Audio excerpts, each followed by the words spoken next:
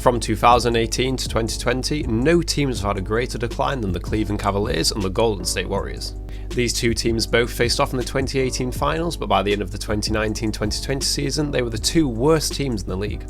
They went from being the two teams that we expect to see in the finals every single year to then just being two teams that were completely forgotten about.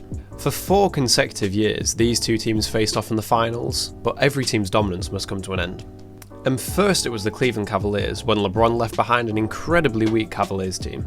And as everyone knew when LeBron would leave, the team was just absolutely nothing without him.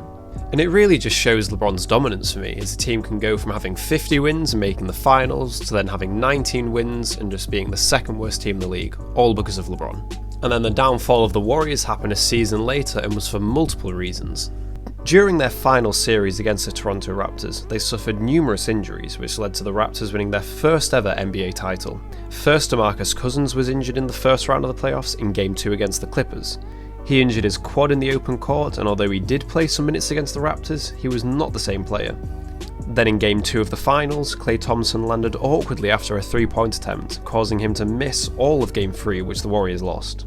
Game 5 was when Kevin Durant injured his Achilles after he came back prematurely from his calf injury in Game 5 against the Rockets.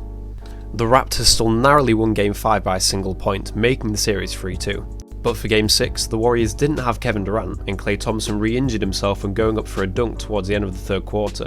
Klay still managed to come back and shoot both free throws after injuring his ACL though. Unfortunately for the Warriors, they did not win this game and the Raptors won this series 4-2. Because the Warriors lost in the finals, I think this is the main reason for KD leaving. As for Klay Thompson, he was out for a full year after tearing his ACL, which is no surprise. DeMarcus Cousins was only signed to a 1-year deal, so he then moved on to the Lakers, but he's yet to play a game for them. So that only left Draymond Green and Steph Curry from the starting 5. But only 4 games into the season, Steph injured his wrist after Aaron Baines fell down on it as he was going up for a layup. And this caused Steph to miss the rest of the season, other than just 1 game towards the end of the season that he did play a few minutes in. So from one season to the next, the Warriors team had almost entirely changed. So for this season, with Steph Curry being back healthy, what can we expect from the Warriors, and what do I expect from the Warriors? Well, first of all, I did actually see one prediction that had the Warriors finishing 13th in the Western Conference, which is just absolutely ludicrous.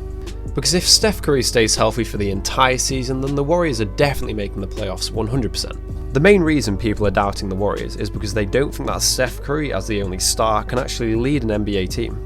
The Warriors do still have Draymond Green, but he's by no means still a star. Whenever Steph has been successful on the Warriors, it's always been with either Klay Thompson or Kevin Durant there too. And last season, when it looked like it would just be Steph on the team, people were saying how much pressure is on Steph to show how he is really a superstar and that he can lead a team like LeBron does all by himself. And well, this season we're in the exact same situation. But the argument that for a player to be great, they have to be great with no other stars around them just doesn't really make a lot of sense to me. Because Michael Jordan won all of his rings with Scottie Pippen and 3 of his rings with Dennis Rodman there as well. They were a super team at the time with 3 of the best players in the league all on one team, but a lot of people still regard MJ as the GOAT. The point I'm making is that a player doesn't have to be able to lead a team themselves to be great. Some players will play far better when surrounded with stars, and Anthony Davis comes to mind for me. On the Pelicans, he was great and a top 20 player in the league, but he couldn't lead a team to any success. Then as soon as he's on the Lakers with LeBron, he wins a title his first season and he's now considered a top 5 player in the league. But it's okay that he couldn't do it himself. Obviously it makes a player far better if they are able to lead a team themselves, and that's why I consider LeBron James the greatest of all time.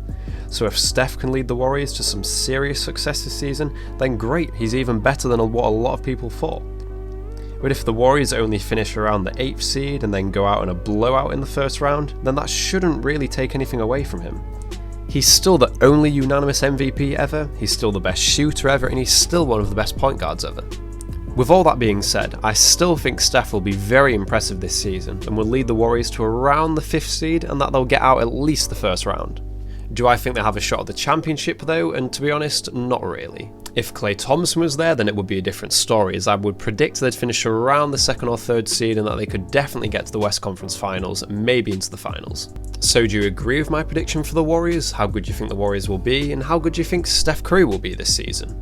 Obviously, if you want to let me know what you think, you can just leave a comment down below. Please like if you enjoyed, and then subscribe if you already haven't. And then as always, thank you so much for watching, and I'll see you on my next video.